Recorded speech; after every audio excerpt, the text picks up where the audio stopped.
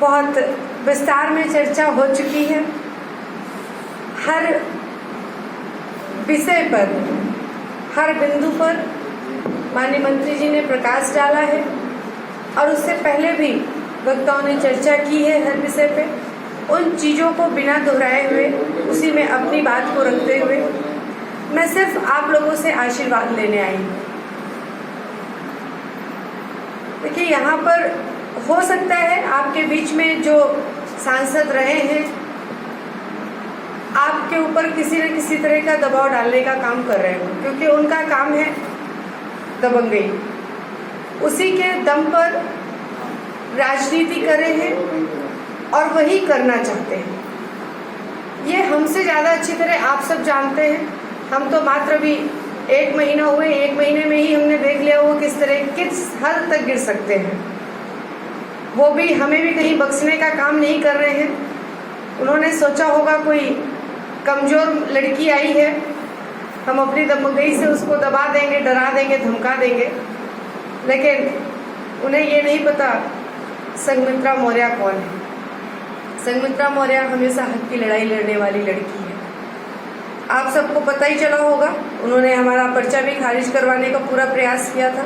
Paper में पढ़ा होगा, डीएम ने डांट के भगाया था।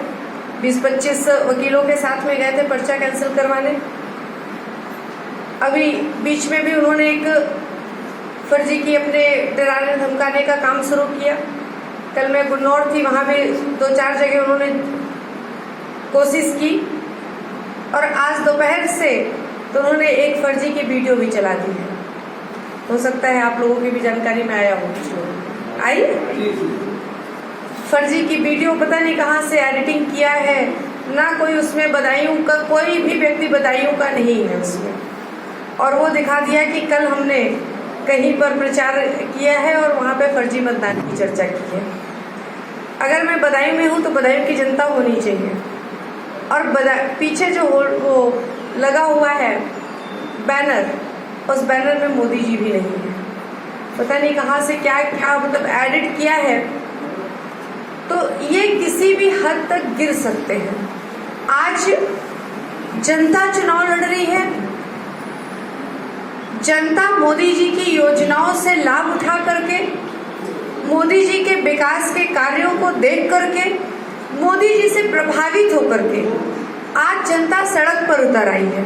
वो फिर से मोदी जी को प्रधानमंत्री बनाना चाहती है। और इस बार जो 2014 में बदायूं लोकसभा में चूक हुई थी, उस चूक को भी जनता सूद ब्याज सहित वापस करना चाहती है मोदी जी को। इसलिए जनता जब खुद सड़क पर उतर करके आज चुनाव लड़ रही है तो माननीय सांसद जी की हालत खराब हो चुकी है। और उस बौखलाहट में उन्हें ये नहीं समझ में आ रहा है कि हम क्या, कैसे, कब आरोप प्रत्यारोप कर रहे हैं। उनके दिमाग में ये भी नहीं आया कि हम एडिटिंग तो करवा रहे हैं, लेकिन हमारे जितने कार्यक्रम लगते हैं सब कार्यक्रम हमारे परमिशन वाले लगते हैं और परमिशन के कार्यक्रम में उड़न दस्ता साथ में चलता है, पूरी रिकॉर्डिंग करता है। खुद ही फंस जाएंगे। तो साथियों, वो हो सकता है आप पर भी किसी न किसी तरह से दबाव डालने का प्रयास कर सकते हैं, क्योंकि जिस बदायूं को वो अपना गढ़ मानते थे, उस गढ़ में उनका सफाया हो रहा है, ये उनको नजर आ गया है। अभी मैं कल गुन्नौर में थी तो वहाँ मुझे पता चला, चर्चा चल रही है। वहाँ उन लोगों ने बताया कि परसों से, मतलब कल मैं थी तो उन्होंने कल की चर्चा की थी, यानी परसों की, कि वहाँ पे चर्चा है कि माननीय धर्मेंद्र जी जा रहे हैं इलाहाबाद में पर्चा भरने। और जब हमने इलाहाबाद पता किया तो इलाहाबाद माननीय रेवती रमण जी का टिकट हुआ है। वहाँ पर भी ये चर्चा पहुँच चुकी है कि धर्मेंद्र जी वहाँ जा रहे हैं क्योंकि बदायूं चुनाव वो हार रहे हैं। और रेवती रमण जी ने भी सीधे सीधे कह दिया है कि अगर हमारा टिकट कट के हमारी सीट पे कोई आया तो मैं निर्दलीय लड़ूंगा, चुनाव अगर जीता नहीं तो किसी को जीतने नहीं दूंगा। तो आज कंडीशन सांसद जी की ये हो चुकी है कि वो यहाँ से पलायन करने का सोच चुके हैं। वो अपनी हार अभी स्वीकार कर लिए हैं जनता की आवाज से ही। मैं आप लोगों से निवेदन करने आई हूँ कि ऐसे जिसको हम वोट दे करके अपना प्रतिनिधि करने के लिए चुनते हैं। अपने हक और अधिकार की जिससे हम बात कर सके हम उसका चुनाव करते हैं। आने वाली समस्याओं का हम जिससे समाधान करवा सके हम उसका चुनाव करते हैं।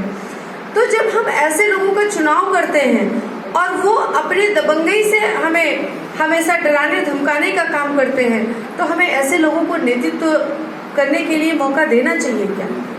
नहीं देना चाहिए। तो आज समय है हम लोगों को सही नेतृत्व चुनने का। हम आज मोदी जी हर किसी को जागरूक कर दिए। अभी तक 50-55 साल तक कांग्रेस ने सरकार चलाया, कभी किसी को कुछ नहीं दिया। और आम जनता, गरीब जनता, गांव देहात की जो जनता है उसके अंदर इतनी अवेयरनेस नहीं थी कि वो अपने हक और अधिकार की लड़ाई लड़ सकता।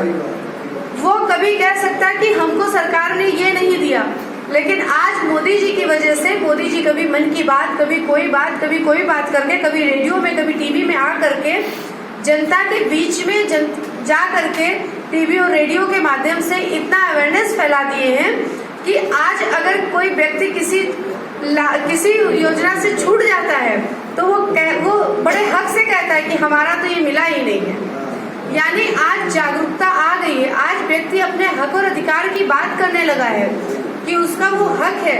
तो जब हमारे हक और अधिकार को देने वाला देने को तैयार है तो हम ऐसे दबंगों के हाथ में क्यों बंद के रहे? ये निर्णय लेने का समय आ गया है। इसलिए साथियों, मैं आपकी बहन बेटी होने के नाते बहुत ज्यादा लंबी चौड़ी चर्चा नहीं कर रही हूँ। सिर्फ मैं इतना कहने आई हूँ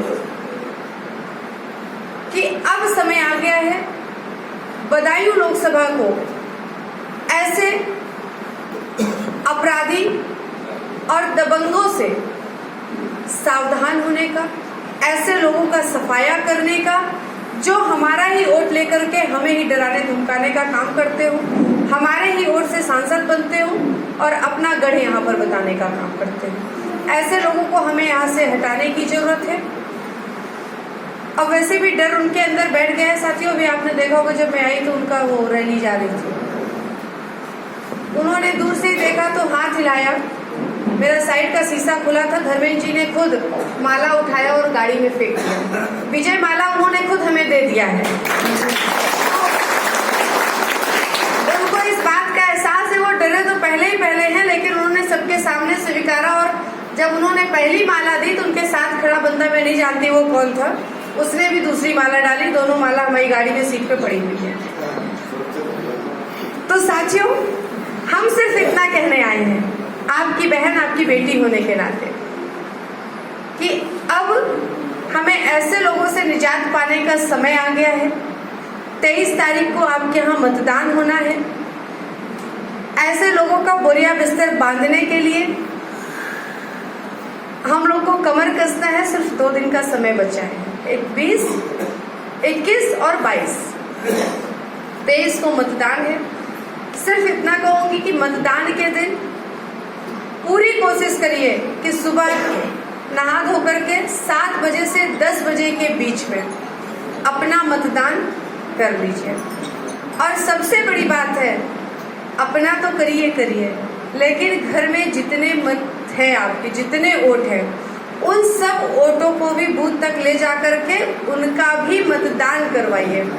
परसेंटेज हमारा जितना बढ़ेगा उतना अंतराल बढ़ेगा। आज हर कहीं से आवाज आ रही है, जीत रही है। कल मैं गुन्नौर थी, अभी बता रही थी, गुन्नौर में कल मैंने पूछा कि आप बेटी को आशीर्वाद दे रहे हैं? सबने बोला दे रहे हैं, निश्चित रहो आप जीत रहे हो। हमने कहा कितने से जिता रहे हैं? तो उन्होंने, गुन्नौर की जनता की ये आवाज थी, गुन्नौर की जनता ने कहा जमानत जब्त करवा रहे हैं।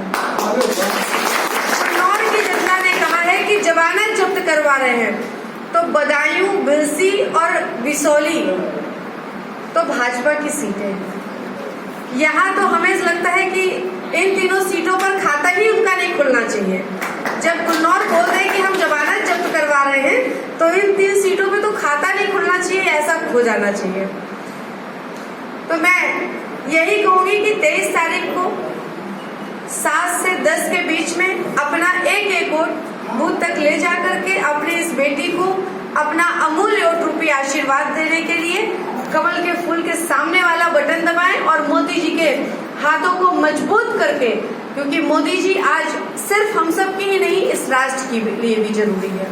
तो हम सबको अपने लिए भी और इस राष्ट्र के लिए भी एक ऐसा नेतृत्व का चयन करना है। इसलिए सिर्फ और सिर्फ भाजपा को ही वोट करना है, सिर्फ मोदी को ही वोट करना है।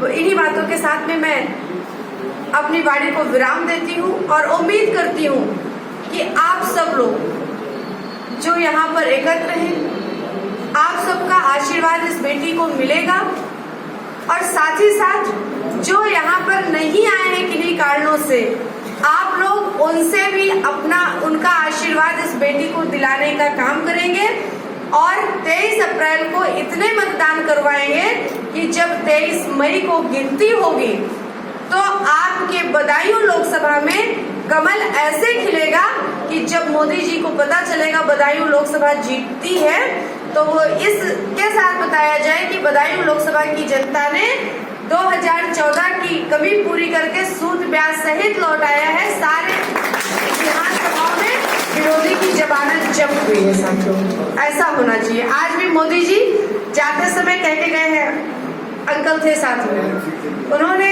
सीधे सीधे बोला है कि बदायूं सीट जीतनी चाहिए। आज मंच से वो जाते समय बोले बदायूं सीट जीतनी है। बरेली उधर भी जब आए थे एक उत्तराखंड से कार्यक्रम करके, तब भी उन्होंने बदायूं की चिंता की थी। यानी वो चिंतित है, बदायूं की जनता के प्रति चिंतित है। बदायूं की जनता के ऊपर जो अन्याय अत्याचार हो रहा है उससे वो चिंतित है, उससे वो निजात दिलाना चाहते हैं। इसलिए उनके दिमाग में बदायूं लोकसभा है कि बदायूं लोकसभा से किसी तरह से अन्याय अत्याचार भ्रष्टाचार का सफाया हो सके।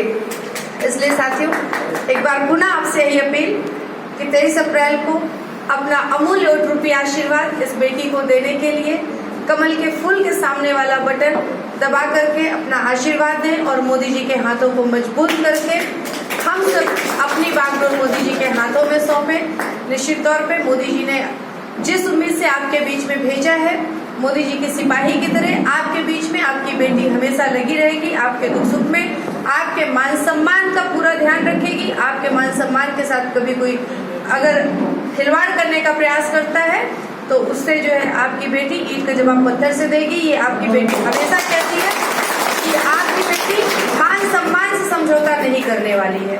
आज हर व्यक्ति को सबसे ज्यादा मान सम्मान की चिंता होती है, उसे कुछ मिले ना मिले, उसका मान सम्मान सुरक्षित है तो उसको सब मिल रहा है। तो आपकी ये बेटी आपके मान सम्मान के साथ कभी कोई समझौता नहीं होने देगी। इन्हीं बातों के साथ में अपनी बाड़ी को विराम एक जोरदार नारे के साथ में, भारत माता की